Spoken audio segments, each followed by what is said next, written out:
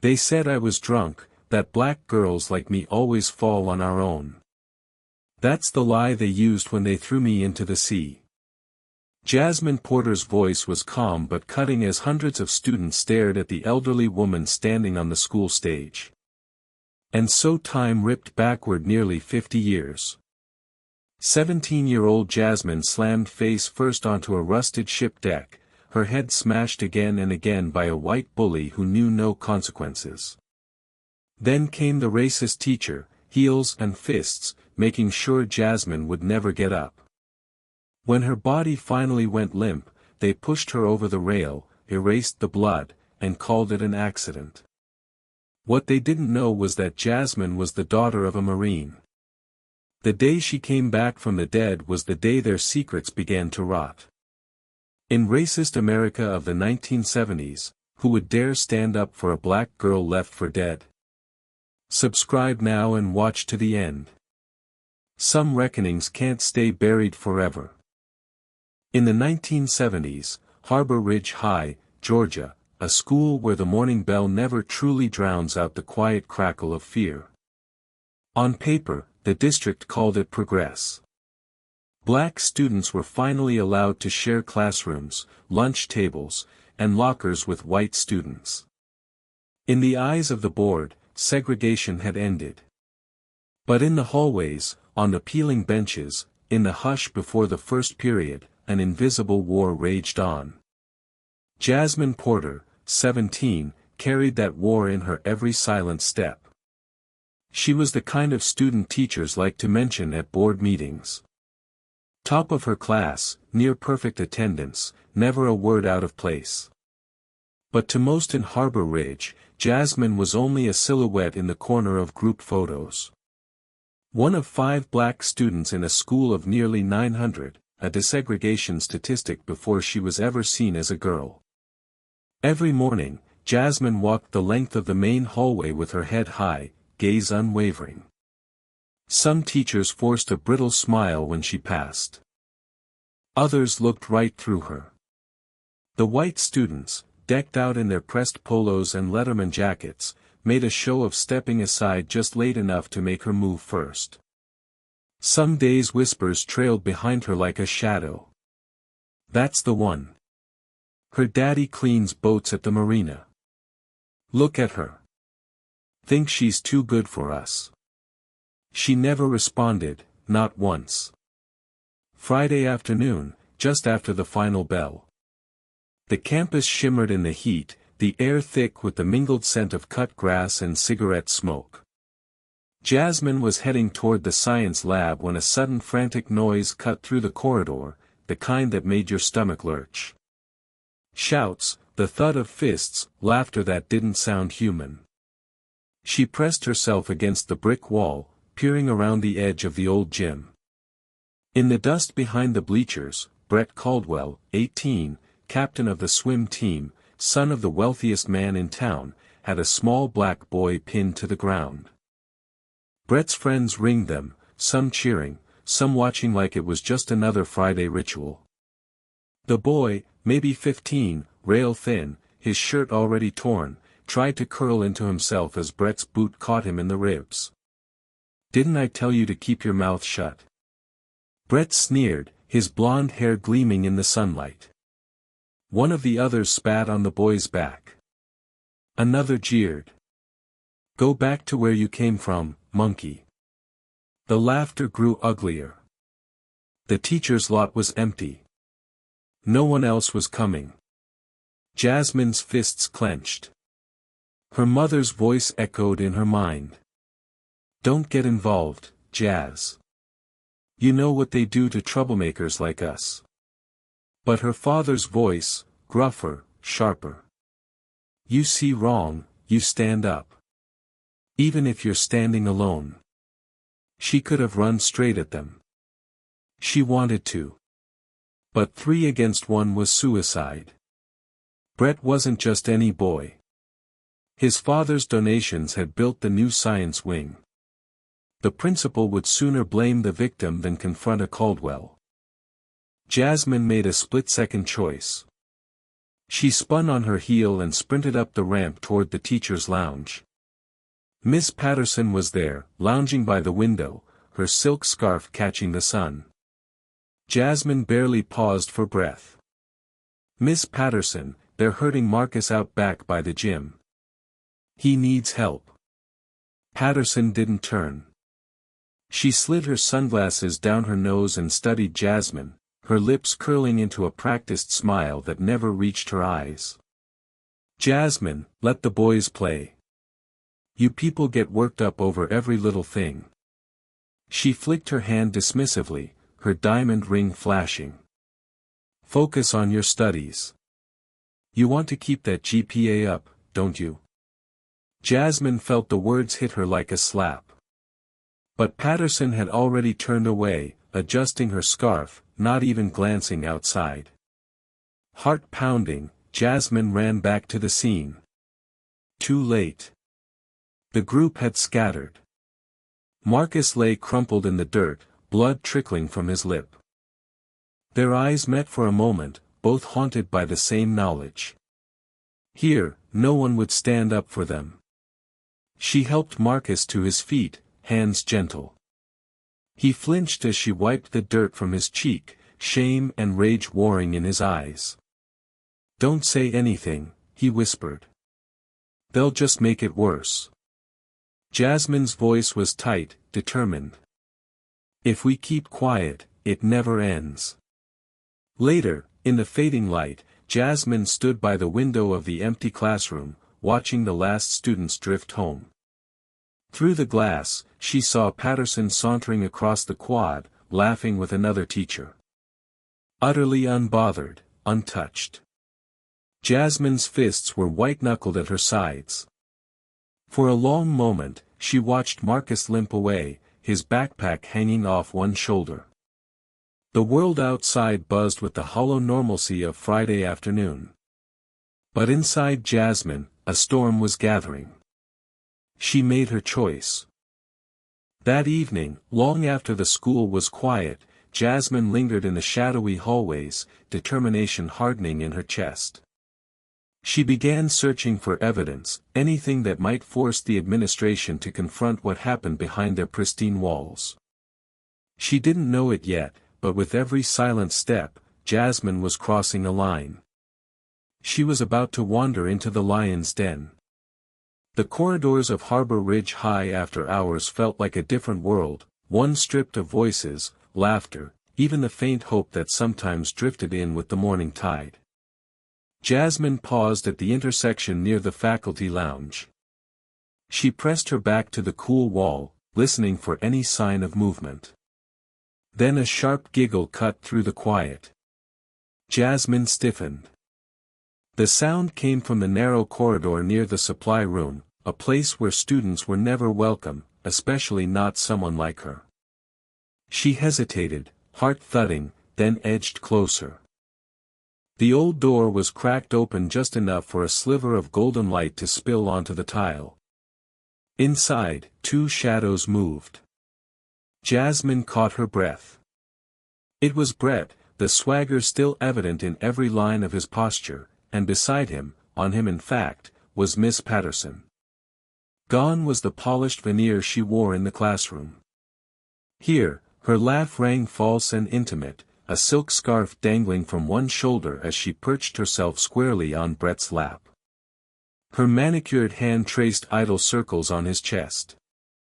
Patterson's voice dropped to a coy, dangerous whisper. "You should have seen her face today, Brett." That little colored girl, Jasmine, ran to me, eyes all wide, thinking I'd save her friend. I sent her right back where she belonged. Brett's mouth twisted into a cold, delighted sneer. "She never learns, does she? Someone ought to teach that rat a lesson she'll never forget." Jasmine's stomach clenched. The world tilted, not just from disgust at what she was witnessing, her teacher, her supposed protector, cradling the very boy who terrorized kids like Marcus, but from the realization that these two wielded more power than she'd ever imagined. Patterson nuzzled Brett's ear, her tone turning sickeningly sweet. You're my star pupil, darling. Don't let that girl ruin your future. You know what's at stake.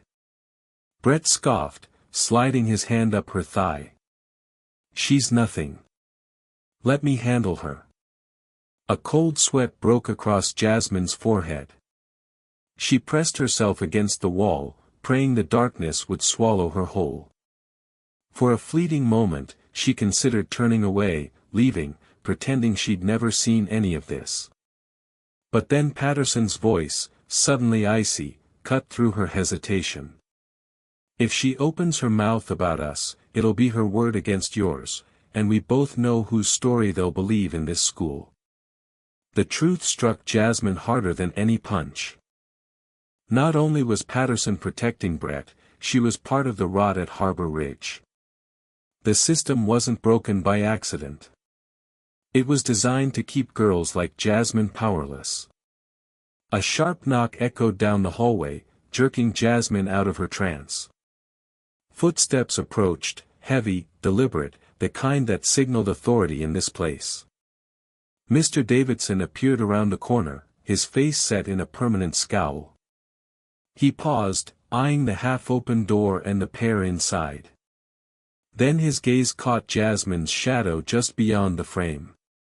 "Who's out there?" His bark snapped through the stillness. Patterson and Brett jolted upright, scrambling to smooth their clothes and regain composure. Patterson's cheeks flushed with irritation, not shame. Brett wiped a smudge of lipstick from his collar. Jasmine darted backward, heart racing, nearly dropping her notepad in her panic. The closet door flung open. Patterson emerged first, all traces of affection replaced by steely authority. Her eyes met Jasmine's for an instant, a flicker of fear, then pure malice. Mr. Davidson loomed behind her, brows knitted, his gaze snapping to Jasmine, suspicion already simmering. "Well, what are you doing back here?" Jasmine stammered. I was looking for my algebra notebook. I must have left it after study hall." Brett stepped out, a slow smirk playing on his lips. "Maybe she's looking for test answers. I hear that's how she gets those grades." Patterson didn't miss a beat. "I caught Jasmine snooping earlier today, Mr. Davidson. I'd suggest keeping a closer watch on our school property. We wouldn't want any accusations." Mr. Davidson's face tightened, the lines around his mouth deepening. He turned on Jasmine, voice clipped and cold. "You students are all the same, thinking the rules don't apply to you, especially you, always finding yourself in places you shouldn't be.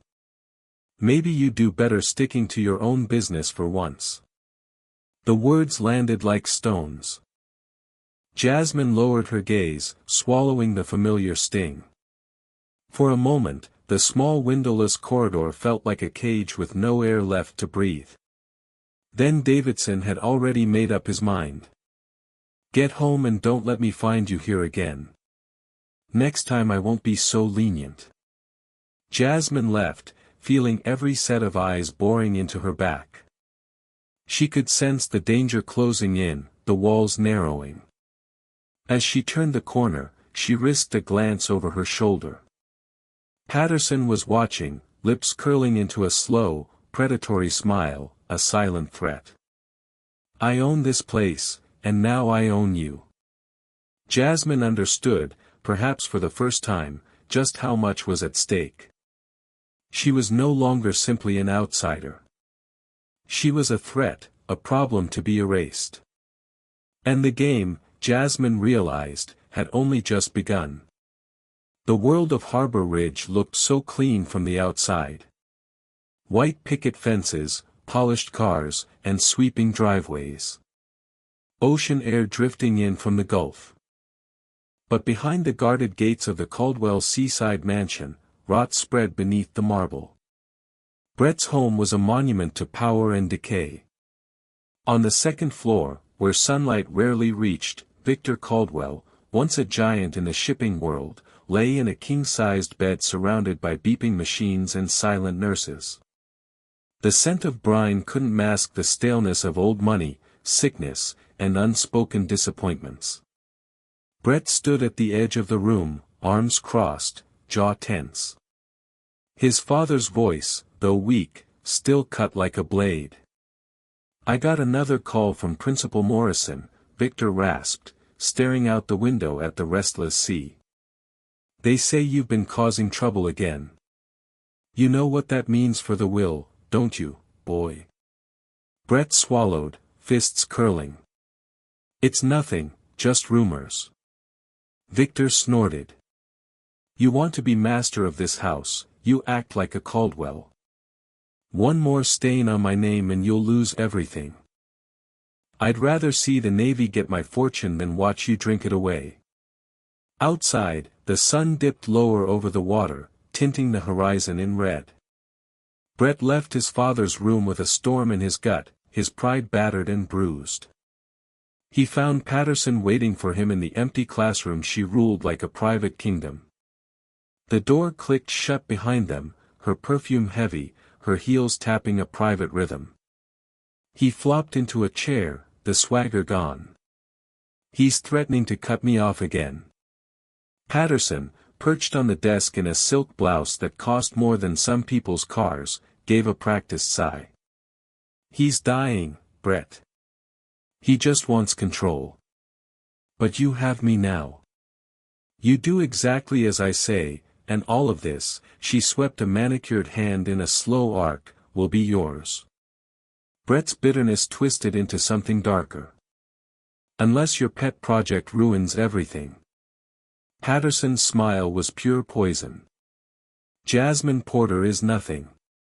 She's a bug under my shoe. All we need is one little accident. No one will care, Brett. Not about her. Not in this town."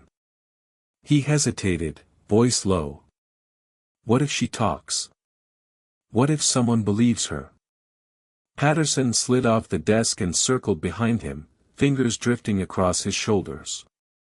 "They won't. You're a Caldwell. You swim for the school. Your father bankrolls the town.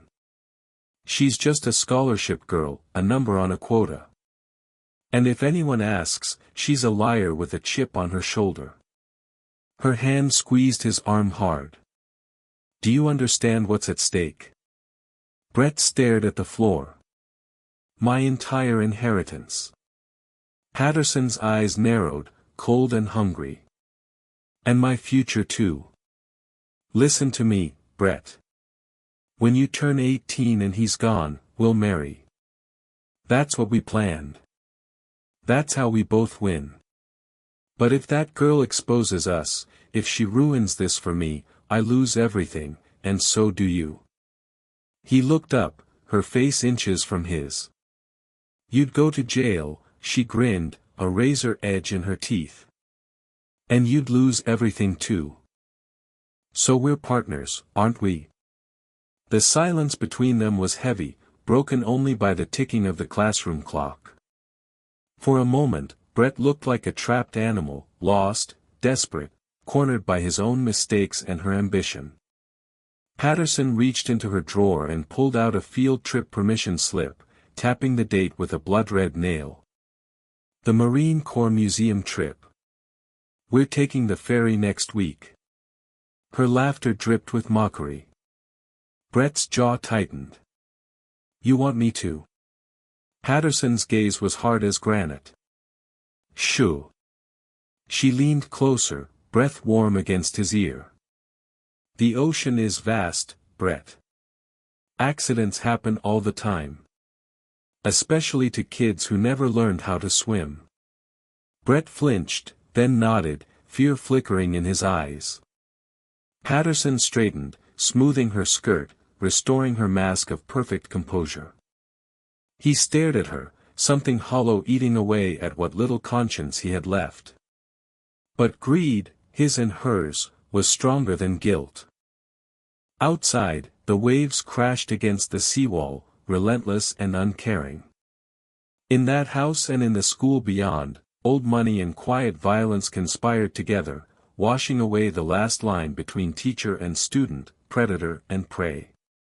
And in the darkness, the perfect crime began to take shape, concealed beneath the thin veneer of a field trip, as silent and treacherous as the tides.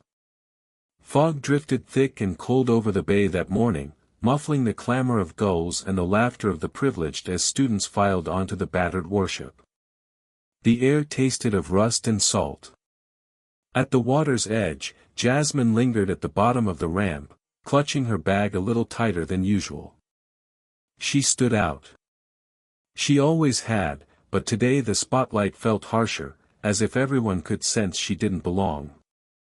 A cluster of white students waited near the entrance, all pressed khakis and patent shoes, glancing over their shoulders with barely concealed disdain. A few snickered as she passed. One girl stage whispered to her friend, "Didn't know they let the help come on these trips." The friend tittered, covering her mouth as if to keep the poison from escaping.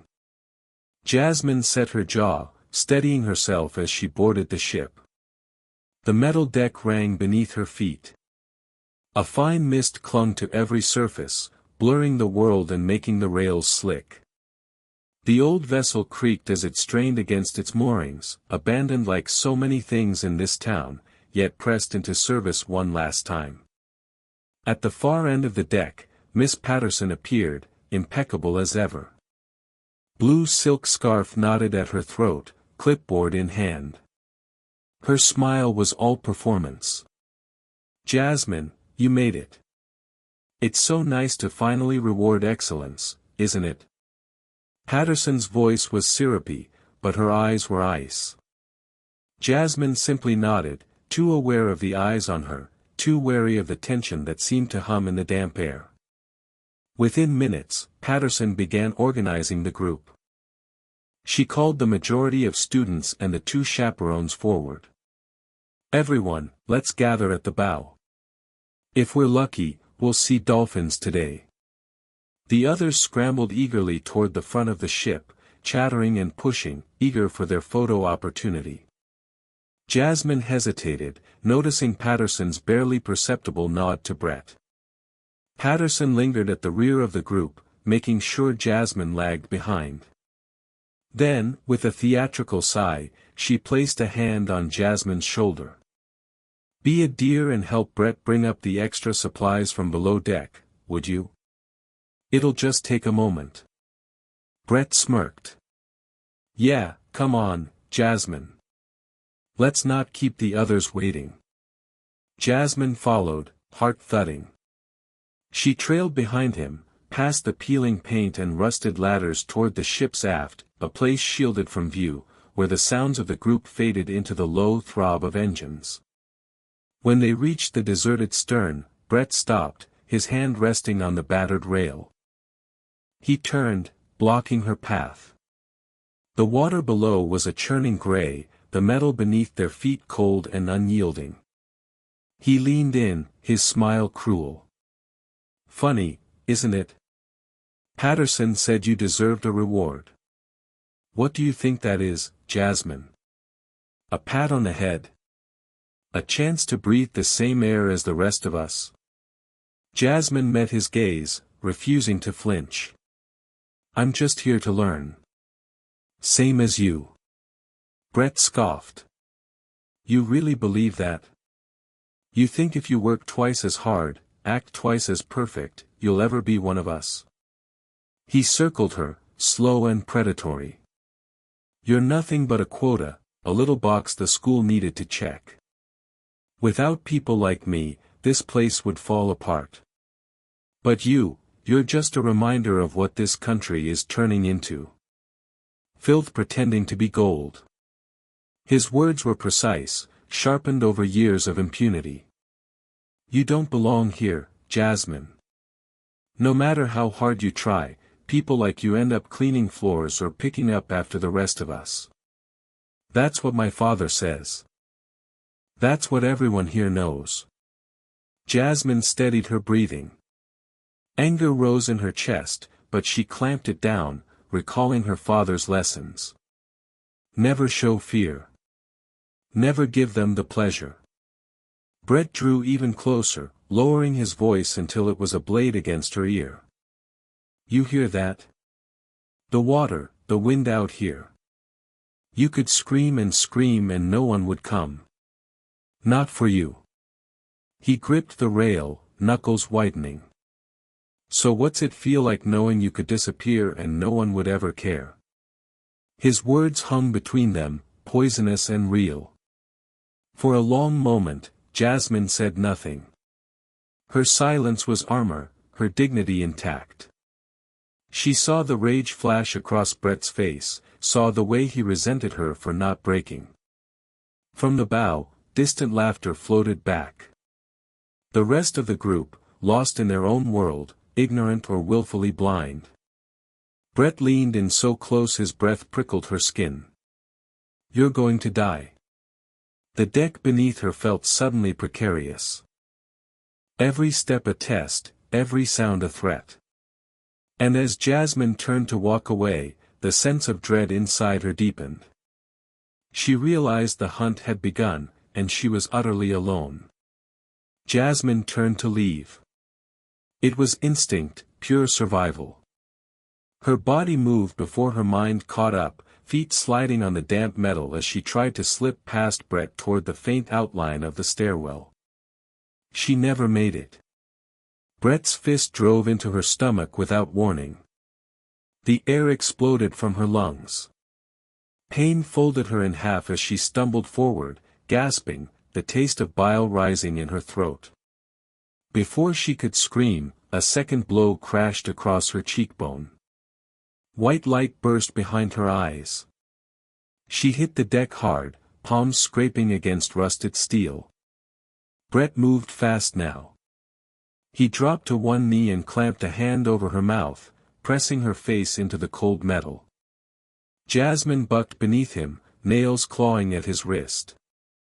But he was heavier, stronger, and fueled by something uglier than rage. Shut up, he hissed. You don't get to make noise. Her muffled cries disappeared beneath the roar of the sea. She tasted blood. Footsteps echoed behind them, measured, unhurried. Brett didn't look up.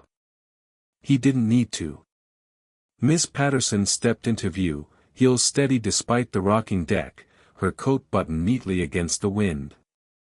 She took in the scene with clinical calm, Jasmine pinned to the ground, Brett breathing hard, the empty stern wrapped in fog. For half a second, Jasmine thought, hoped, that Patterson would stop it. Instead, Patterson glanced toward the bow, then back at Brett. Do it, she said flatly, before someone wanders back here. Jasmine's eyes widened in disbelief. Brett hesitated. She's stronger than I thought.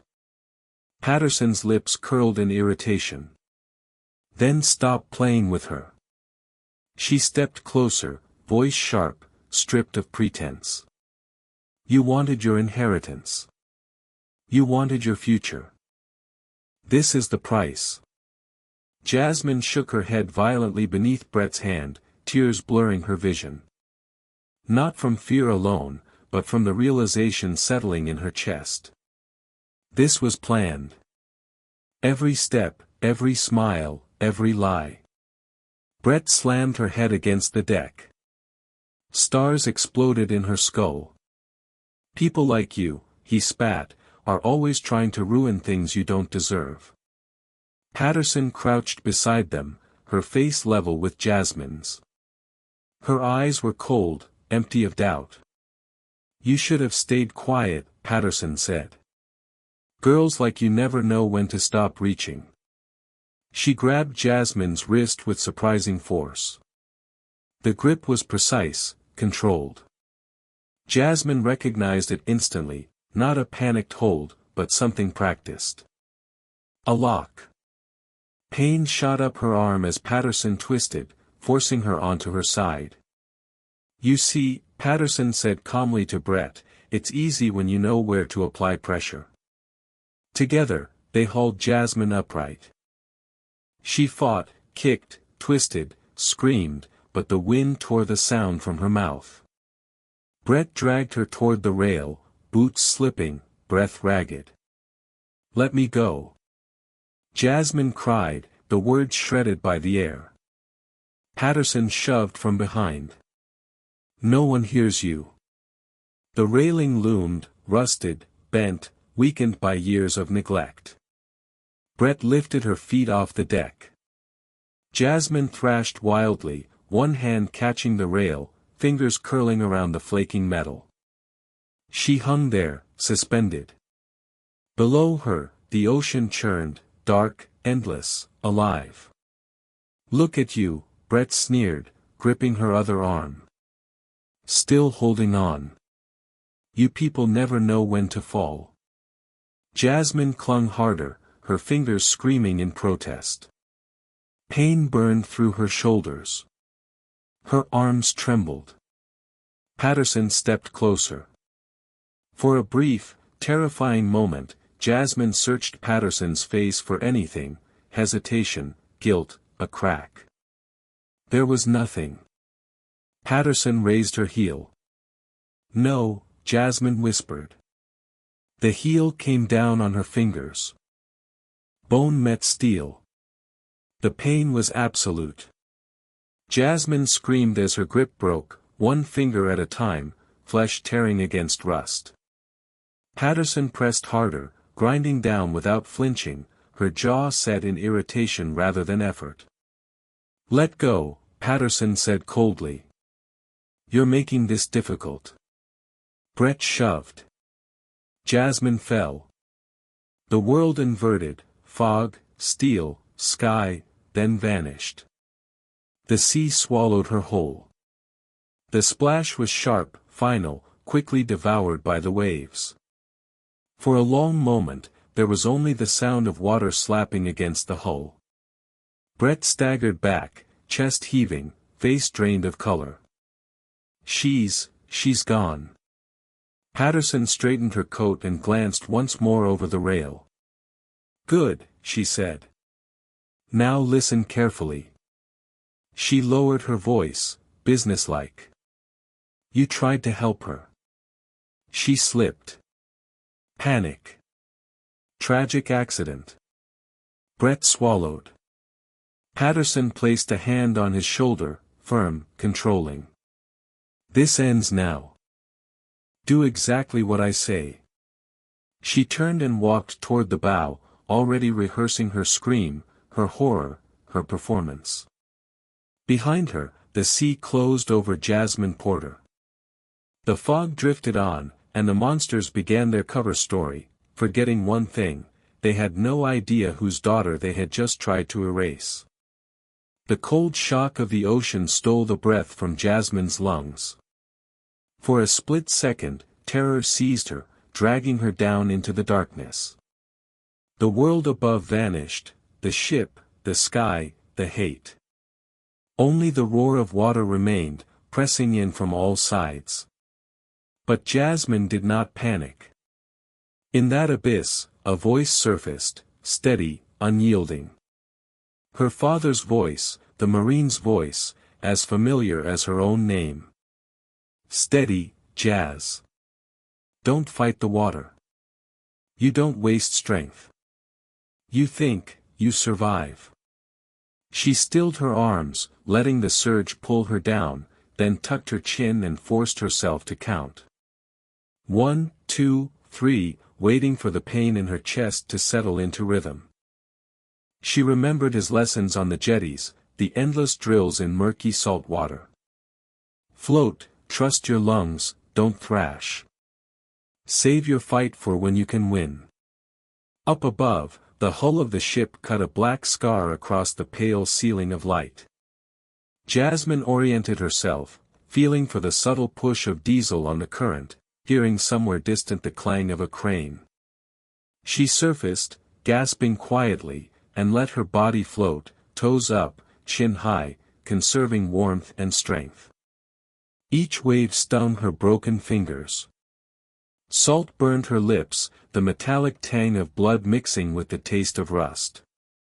But her mind worked sharper with every heartbeat. Where's the current taking me? Where's the shore? Listen, Jasmine. Listen and think. Every minute felt like an hour. She scanned the horizon for landmarks, jagged rocks, a sliver of beach, the faint outline of the docks she knew from childhood. Her muscles trembled but refused to fail. The world shrank to survival. Float, breathe, move, survive. On the ship, chaos was staged with surgical precision. Miss Patterson's scream shattered the calm. Help! Someone's gone overboard. Her hands fluttered at her scarf, horror etched into every syllable. Students rushed to the rail, their faces pale with shock, or more accurately, confusion. Brett pushed his way forward, feigning panic. She slipped. I tried to grab her, but her shoes were wet. I couldn't, his words tumbled out, all desperate innocence. Rachel, always quick, produced a flask from her purse, splashed liquor on the deck, and handed Patterson a monogrammed handkerchief. With practiced ease, Rachel dropped the now damp cloth beside the open railing and kicked Jasmine's book bag toward the edge. Look, she said, voice trembling just enough to be believable. She was drinking. She shouldn't have even been here. Patterson seized on the narrative instantly. She must have found it below deck. The rules were clear. No students allowed near the supplies. But oh God, if only I'd checked sooner. Teachers gathered, the commotion growing. The captain radioed for help, but no one looked too hard. A few peered over the edge, saw nothing but gray water. The students huddled in small knots, murmuring anxiously, but already slipping into numb self-preservation. In the flurry, Patterson wiped invisible tears, shaking her head for the benefit of anyone watching. I was only trying to give her a chance, she said to the nearest teacher, her voice breaking just so. Some students can't handle the responsibility. It's tragic, really. Brett stood back, hands shaking for real now, guilt mingling with the sick thrill of power. Rachel squeezed his shoulder, whispering, stick to the story. No one's going to question you. A teacher led the group away from the stern. Patterson lingered just long enough to tuck the handkerchief deeper under the rail, securing the last piece of her fiction. Then, calm restored, she followed the others, her steps measured, her heart untouched. Miles away, at the edge of town, in a modest house ringed with seagrass, a man stood at his window. Raymond Porter was a mountain of a man, deep brown skin, hands calloused by both war and work, eyes watchful, endlessly alert. He polished the brass buttons of his marine dress blues, metals gleaming in the afternoon sun. He glanced at the clock, unease prickling along his spine. His instincts, honed in battlefields oceans away, stirred restlessly. Something was wrong. He muttered a prayer, short and silent, but his gaze hardened. Marines trusted their gut. He would know before the rest of the world if his daughter was in danger. Beneath the pale sky, Jasmine pushed through the last of the surf, every muscle screaming for rest. Her hands found slick rock, and she dragged herself onto the jagged reef, coughing up salt water and blood. Alive. Bruised, battered, but alive. She rolled to her back, staring up at the unfeeling sky. She had survived the ocean, but another war, one of lies, cruelty, and injustice, was waiting for her on shore. Morning broke over the coastline, gray and harsh. Jasmine awoke to the sound of distant gulls and the smell of antiseptic. Her skin stung from salt and sun. Her knuckles swollen and raw. Every movement a fresh ache. For a moment she didn't know where she was. Then the steady beep of a heart monitor, the muted shuffle of rubber soles told her, hospital. Memory rushed back. Ocean, rocks, pain, hands reaching down from a battered rowboat, the faces of two fishermen staring in shock at the battered girl they pulled from the surf. She remembered the whispered conversation in the emergency room, the doctor's surprise that she was alive at all.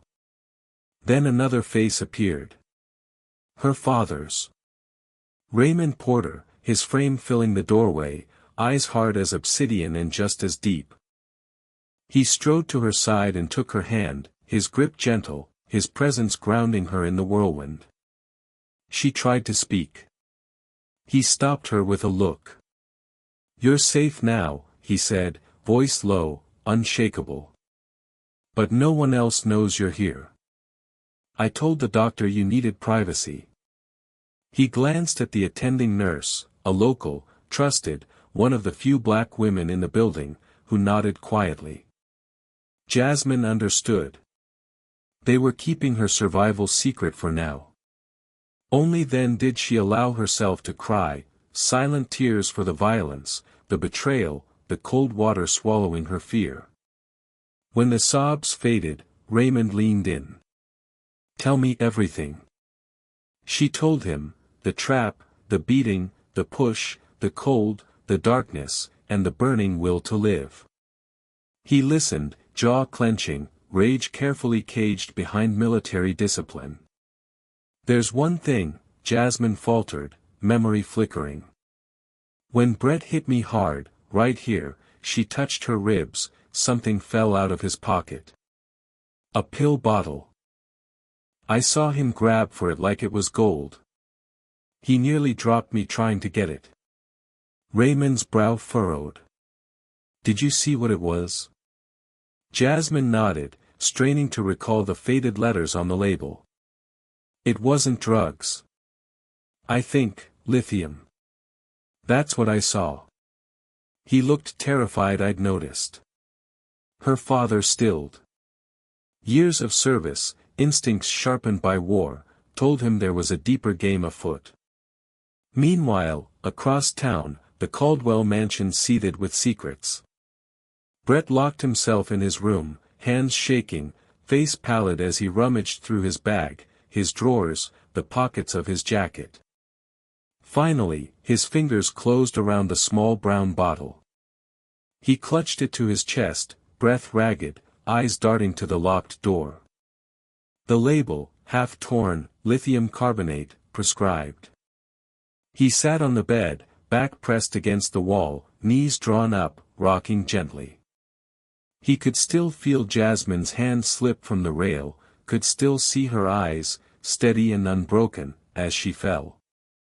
He remembered Patterson's voice, cold, unwavering. "You did what you had to do. You're safe. No one can touch you." But the truth gnawed at him, relentless. Downstairs, Patterson paced the length of the study, phone clutched in her hand, rehearsing their story, the accident, the shock, the manufactured tears. She pressed her ear to the door, listening for any sign that Brett was unraveling.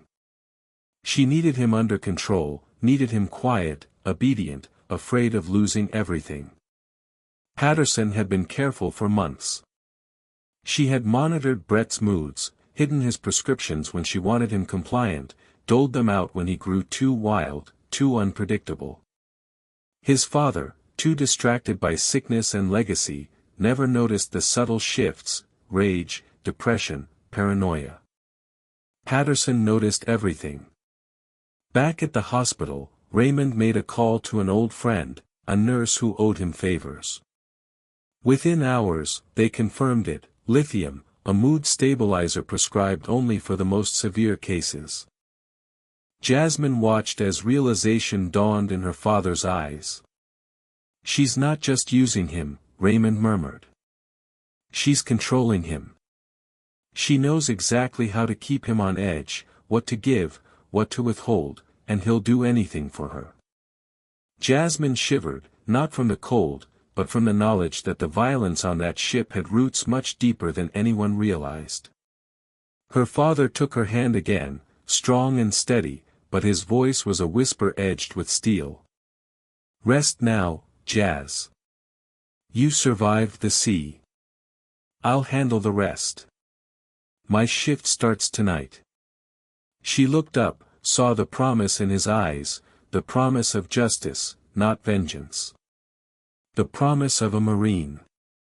Out in the corridor, the hospital lights flickered as Raymond began to plan. Not as a grieving father, but as a soldier, quiet, relentless, unstoppable. The police station squatted at the edge of town like an old animal, tired, thick with the smell of sweat and cigarette smoke, its windows yellowed with the haze of decades. Raymond Porter stepped inside, his boots echoing on scuffed linoleum, eyes narrowed as he took in the familiar tableau, the dispatcher with her lacquered nails, the calendar pinned crooked on the wall, the mug shots of black faces staring from the wanted board in disproportionate number. Behind the smudged glass of the sheriff's office, Sheriff Thompson lounged in his chair, a mountain of flesh squeezed into a tan uniform that strained at every seam.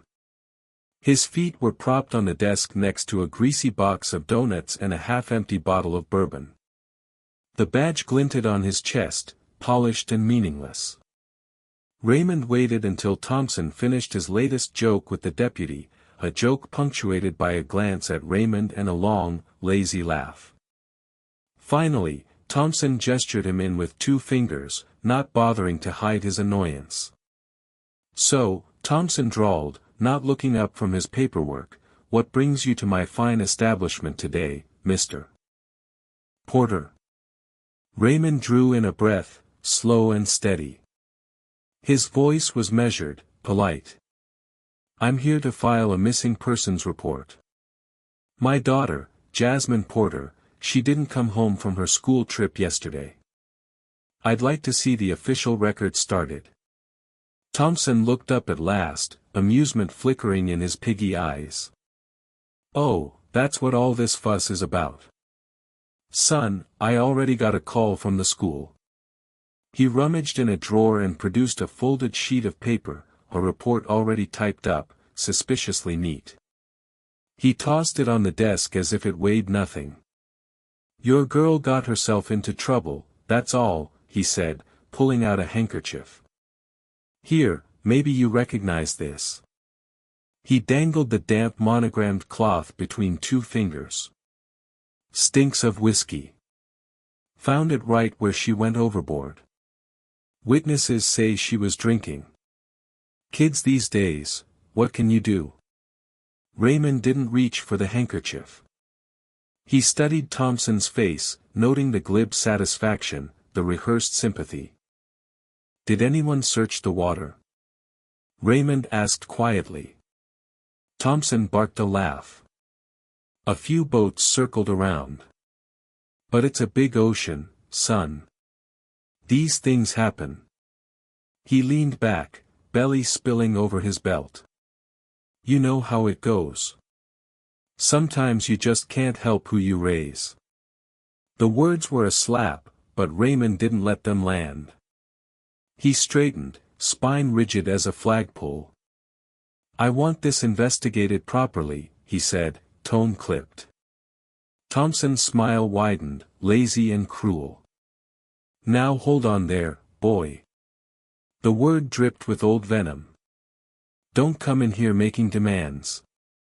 You got your little story, but I got paperwork from the teacher, the captain, a dozen upstanding white folks who all saw the same thing.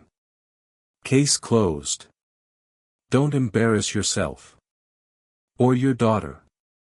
Raymond's jaw worked, but he said nothing. In another world, he might have exploded, might have flipped the desk, shouted until the rafters shook, but the discipline of a lifetime on the battlefield held him tight. Thompson took a long sip of bourbon, eyes never leaving Raymond. You want to do something useful? Go home, pray, maybe talk to the pastor about forgiveness. Raymond looked down at the folded report. The official version was already in motion, a girl with a record of excellence, erased with a few lies and a stained cloth. A black father dismissed as an inconvenience. He didn't argue. He didn't plead. Instead, he clicked his heels together, raised his hand in a crisp Marine salute, a gesture Thompson barely acknowledged, more amused than threatened. Raymond turned and walked out, the door swinging shut behind him with a dull thud. Outside, the midday sun glared down, the air thick with heat and the scent of diesel. Raymond paused at the steps, staring up at the battered American flag flapping above the station. For a long moment he watched it twist in the wind, red, white, and blue, shadowed by grime and neglect. Under his breath, Raymond muttered, "I fought for that flag.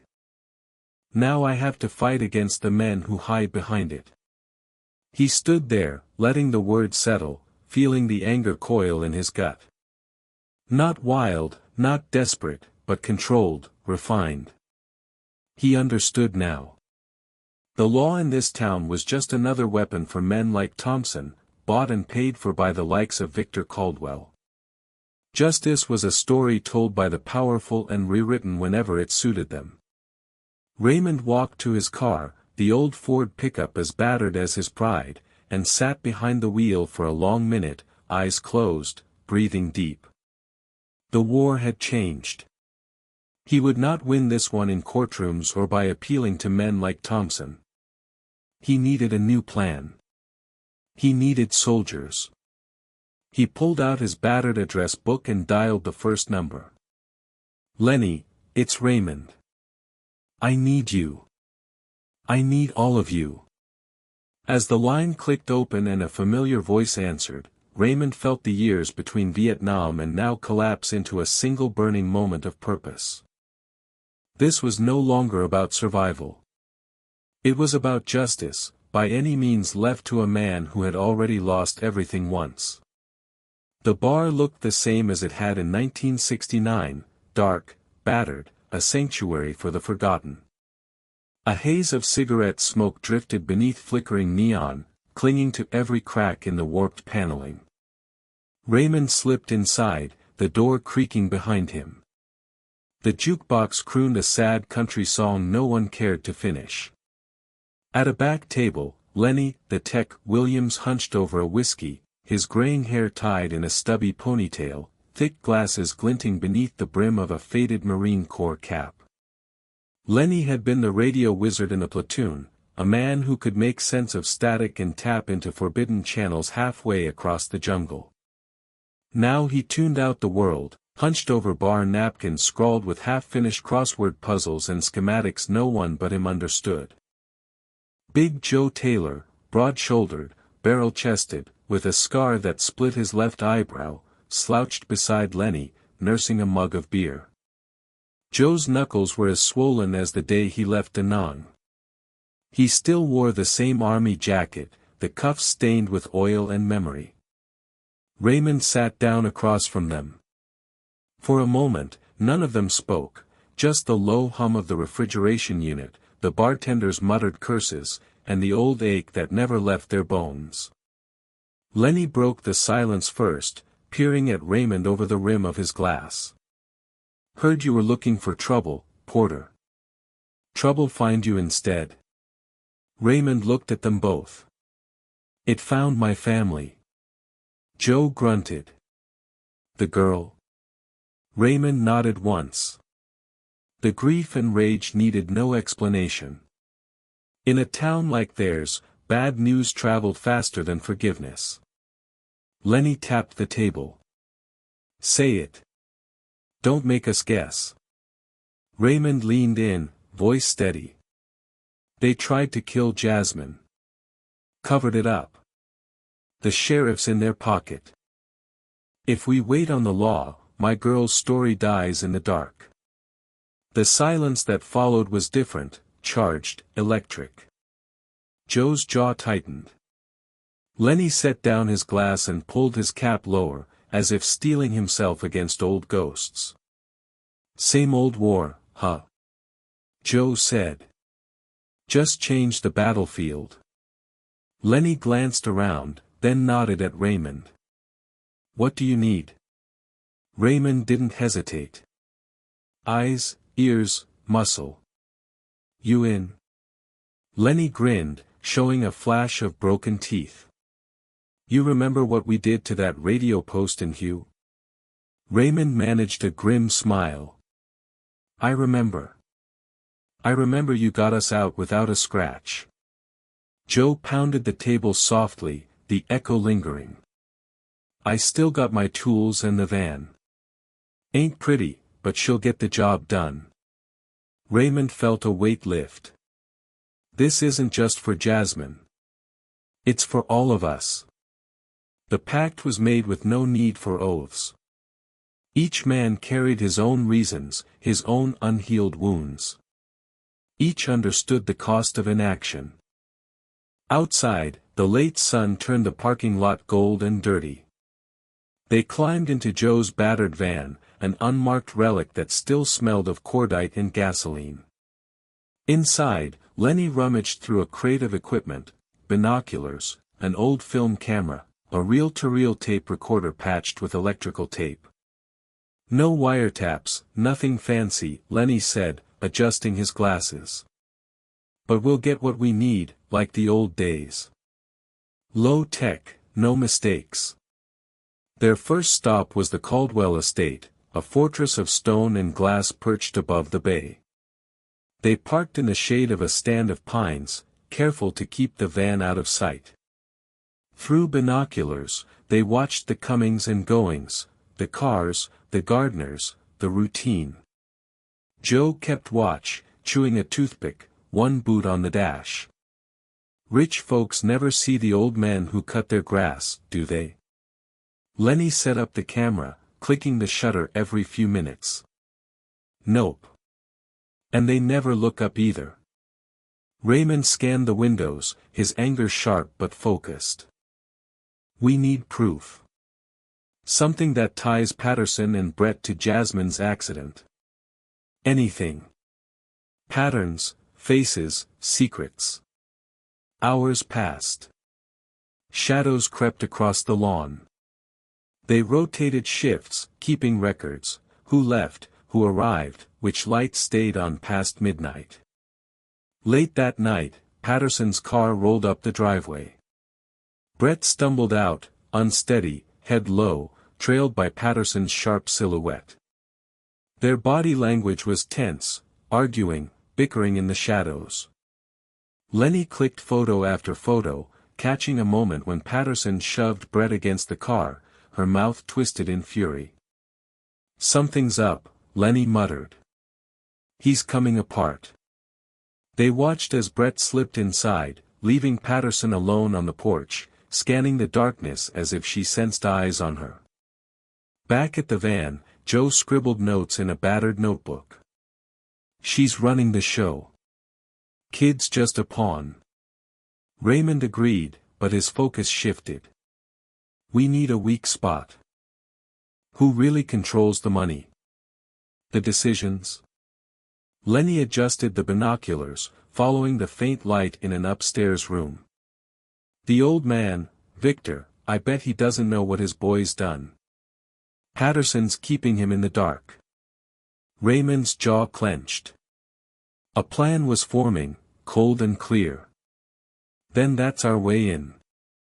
We go after the truth, and we get it to the man who matters.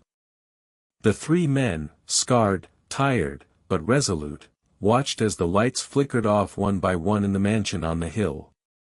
In the van's cramped darkness, Raymond whispered, target acquired.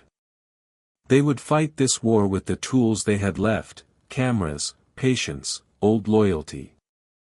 And this time, they would not be erased.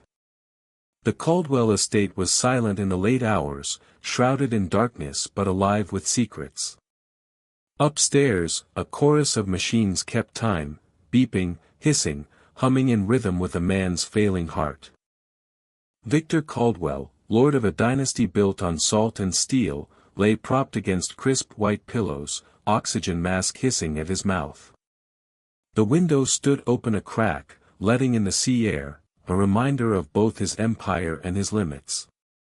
On the bedside table, a legal pad crowded with notes, a pen, and 2 bottles of medicine. One his lifeline, one something else. Nearby, Victor's lawyer, Mr. Harrison, gray, skeletal, sharp as a knife, sat in a high-back chair, reading aloud the draft of a new will. Victor's voice, when it came, was a rasp, but clear. "Don't waste my time with sentiment. Read the clause about my son." Harrison adjusted his glasses and read. "To my son, Brett Alexander Caldwell, a restricted trust accessible only upon proof of character, good conduct, service to others, completion of a degree, or honorable work for the foundation." He paused, glancing at Victor.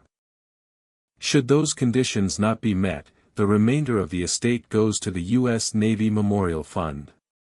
Victor managed a dry smile. "Brett thinks he's entitled. He'll learn otherwise, or he'll get nothing." At that, the door creaked open. Patterson stepped inside, all concern and silk, her hair pinned just so. "Sorry to interrupt. Is there anything I can do, Victor? Are you comfortable?" Her voice dripped with practiced care, but her eyes lingered on the bottles. Harrison gathered his papers, professional mask never slipping. "We're nearly finished. Victor wants the changes made tonight." Patterson approached the bedside, laying a cool hand on Victor's arm. "I only want what's best for you and for Brett. He's been devastated since the accident. That poor girl. It's been hard on him, but he's shown such maturity. You'd be proud." Victor studied her, mind sharp despite the disease. "Don't patronize me, Diana. My son needs to become a man, not a charity case."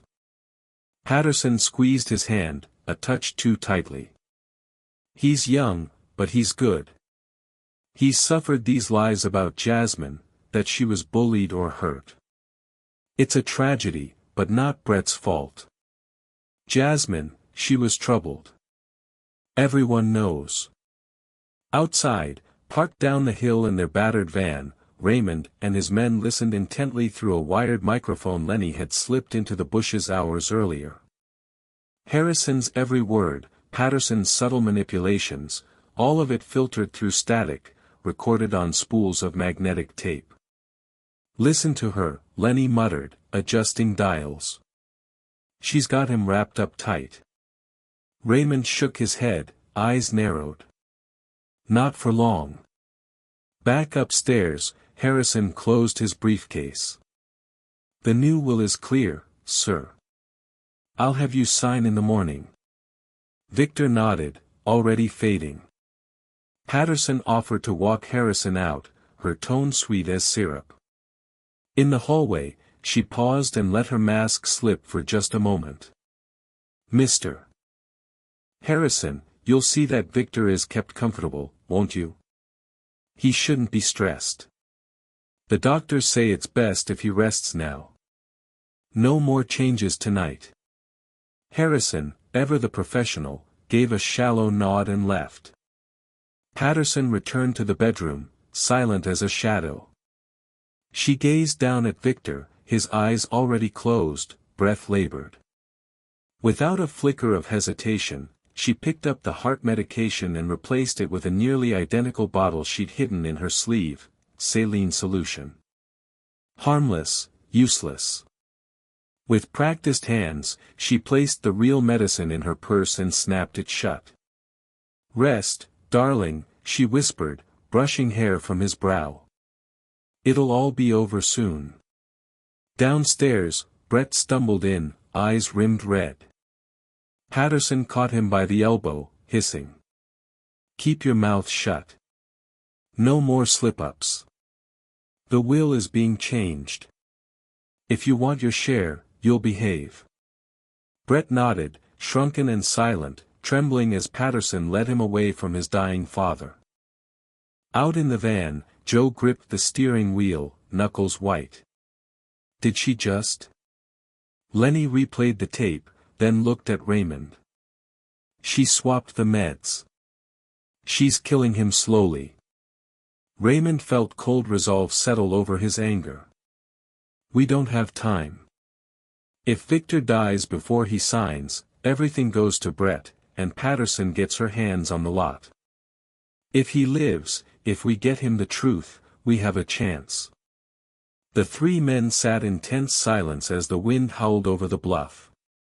In the mansion above, evil worked quietly, masked by good intentions and silk scarves. Raymond watched the light in Victor's room flicker and fade. He made his decision. We save him, or we lose everything. The days after Victor's near death hung over the town like a bruise. At Harbor Ridge High, nothing seemed changed on the surface. Students drifted between classes, teachers gossiped in the lounge, and the sun slanted through dusty windows as if nothing in the world had shifted. But for Brett Caldwell, the air itself was charged with dread. It began with small things. Monday morning, Brett opened his locker and found his left shoe soaking wet, salt water pooling on the bottom shelf, sand scattered like a taunt. The shoe was identical to the one Jasmine had worn on the field trip. He stared at it, knuckles whitening, pulse hammering in his throat. Someone had to be playing a trick, but who would dare? That afternoon, a folded scrap of paper dropped from his history book. He uncrumpled it with trembling hands. Just one line, scrawled in shaky letters. I know you take lithium. The note burned in his palm, a secret dragged from the bottom of the sea. At first, Brett tried to brush it off. He snapped at his friends, called them idiots for joking about ghosts, but there was an edge to his voice he couldn't hide. When he confronted the group, none would meet his eyes. Even the boldest bully, Derek, muttered, "Wasn't me, man," and drifted away. A chill grew in the spaces between them. It only got worse. On Tuesday, Brett came home to find the word murderer traced in dew across his car windshield. At night, he dreamed of water, of hands slipping from rusty railings, of Jasmine's eyes, unblinking, accusing, everywhere he turned. Patterson noticed first. She cornered him outside her classroom, her smile brittle, her eyes sharp. You look terrible, she whispered, voice low enough for no one else to hear. Brett glared at her. Someone's screwing with me. Locker pranks, notes, sick stuff. You know anything about it? Patterson's mouth tightened. No. And you'd do well to keep your mouth shut. The less you say, the safer we are. Do you understand? But Brett didn't believe her. Paranoia crept in, twisting everything. Every hallway was a threat. Every whisper a warning. He grew erratic in class, snapping at teachers, pacing the halls. He started missing doses, scared the lithium was poisoned. The balance Patterson had so carefully maintained began to tilt, first a tremor, then a landslide. Raymond watched it all unfold from a distance. The campaign was subtle, methodical. Lenny and Joe made sure nothing could be traced, a borrowed set of keys from a friendly janitor, careful timing to slip notes into Brett's locker, to plant the soaked shoe at just the right moment. Every detail was a reminder. The past was not buried. Someone was coming. One morning, Brett sat in the back of chemistry, knuckles white around his pencil, sweat beading at his hairline. The teacher droned on about reactions and solvents, the class half asleep. Out the window, a thick fog rolled in from the sea. Movement caught his eye. Someone in a dark hooded sweatshirt, standing just beyond the fence. The figure was motionless, shrouded in gray, face hidden. Brett blinked, rubbed his eyes, but when he looked again, the shape was still there. His breath caught. Jasmine. It had to be. She was supposed to be gone, drowned, vanished, erased.